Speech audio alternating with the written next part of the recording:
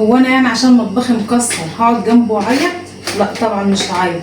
في مثل بيقول لك ايه، الشطره تغزل برجل حمار. انا مش عارفه معنى المثل، بس هو معناه ان الواحده الشاطره تعمل المستحيل علشان تبان شطارتها. السلام عليكم ورحمه الله وبركاته. ازيكم يا حبايب قلبي، عاملين ايه؟ يا رب تكونوا بخير، واتمنى من الله عز وجل ان انتوا دايما تكونوا بخير. واتمنى منكم لو اول مره تشوفوني تعملوا لايك وتعملوا اشتراك للقناه وتفعلوا زر الجرس وتضغطوا على كلمه الكل عشان يوصلكم كل جديد. تعالوا يلا نشوف هنعمل ايه. تعالي كده يا سلمى. بسم الله.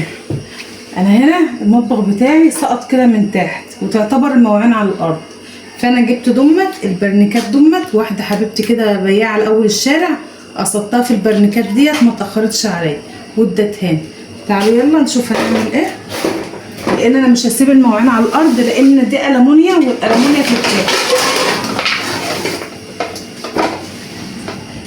اول حاجه انا هشتلها الضلفه دي، يعني انا مش عارفه هشتلها ازاي بس هشتلها.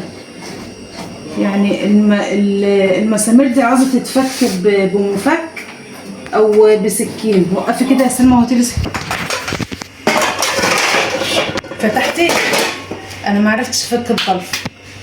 زي ما انتم شايفين كده ارضيه المطبخ واقعه خالص. هقعد بقى واحط ايدي على خدي؟ لا طبعا. هنروق مطبخنا كده، نطلعها. اللي وقعها يعتبر الدرج ده، لان الدرج ده كل شويه يقع من هنا على المواعين ويقوم ايه مكسر كل حاجه هنا. طبعا هننضف. يا سامي تعالي كده، تعالي.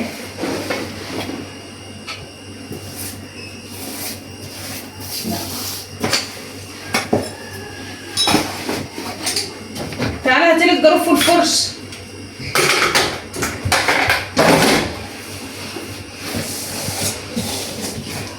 تظبيط الكلام بروق المطبخ. تعالى هاتيلي الجاروف والفرشه دهمت كده بالراحه عشان ما تكسروش البرنيك. هاتي البرنيكه دي يا سلمى. سلمى هاتي. فين؟ متعلقينها همت يا سلمى عشان تعرفي مكانهم. يا صبر بالراحه. سمك امسك. هاتي يلا. عايزين كمان في المطعم. تعالي كده، تعالي هاتي لي القماشه المتعلقه المبلوله دي. هاتي. هنا طبعا عشان المكان مفتوح ففي زباله هنا، فاحنا هننضف ده كله وبعدين نمسح الحته كده نخليها زي الفل. وبعدين ايه نرص البرنيكه بقى ونرص على المواعين. الزباله دي كلها محشوره هنا، معرفش هي جات لي منين الصراحه. دي قماشه هي مبلوله ميه.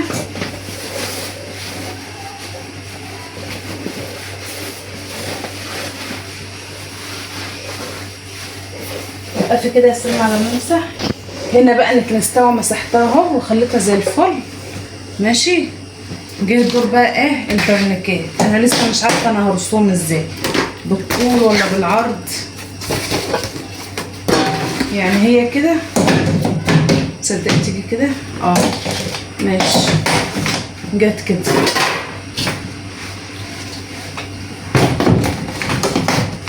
طب كده تمام قوي كده. انا رفعت المواعين على الارض علشان الالومنيا ما تتاكلش. نرجع بقى نرصها تاني. طب بصوا يا جماعه، هي الحته دي بتاعه الارضيه بتاع المطبخ، فانا همسحها واحطها فوق البرنيكات. يعني الصراحه انا كنت احط البرنيكات بس كده وخلاص. سلمى بنتي قالت لي لا يا ماما ايه داري البرنيكات بالحته بتاع المطبخ، هي شكلها حلو. فانا قلت امسحها واحطها.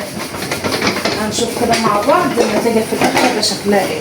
بس لو وصلت لحد هنا متنسيش اللايك والاشتراك عشان ايه اللايك طبعا يعني ديت مشاركه منكم ليا زي ما انتم شايفين كده.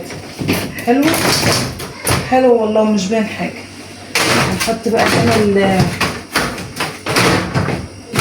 اللايك ده طبعا بيساعد الفيديو ايه ينتشر، عشان برضه غيركم يستفيد يا جماعه. كلنا بنفيد بعض. يعني مثلا مش عشان المطبخ بايظ هقعد حاطه ايدي على خدي واقعد اعيط، لا، تعملي من الحاجه القديمه حاجه جديده، يعني بتطوري بمعنى اصح، بتطوري الحاجه. طبعا المواعين لسه غسلاها. انا كنت عايزه اشيل الضرفه ديت بس ما عرفتش. هنا بقى انا برص الحلل في قلب بعضها. بسم الله الرحمن الرحيم. زي ما انتم شايفين كده. طبعا احجام برص الكبير الاول وبعدين الصغير. كان في حلل تاني، الحله فيها كشري والحله التانيه فيها ايه؟ الحله التانيه فيها ايه سنه؟ مش فاكره، ما علينا. المهم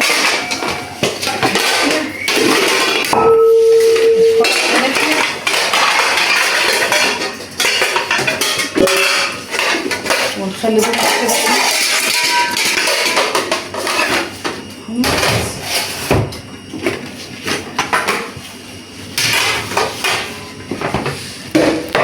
البلاستيك في ناحيه.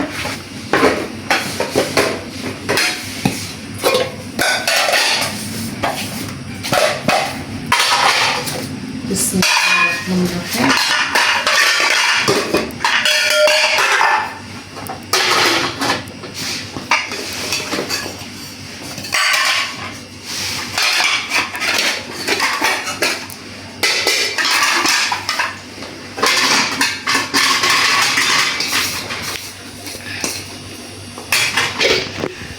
كده والله شكله حلو صح؟ ودي هشتغل فوق.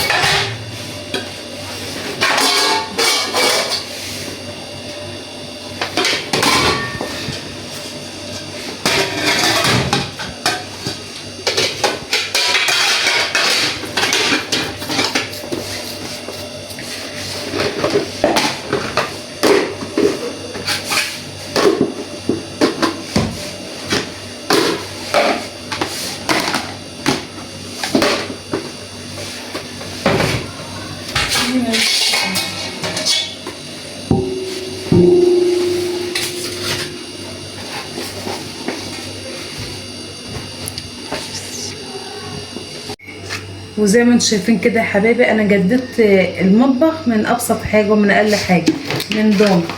يعني شوفوا دوم تعملوا لي رصيت 3 جنب بعض وحطيت لوح الالمونتال فوقهم ورصيت مواعيني كده جنبه عليه. طبعا الدرج ده كل شويه هو كان بيقع وهو اللي كان مكسر لي الحاجه، فالدرج ده انا هشيله خالص بنقص. يعني انا هروقه برده لان طبعا محشور اكياس،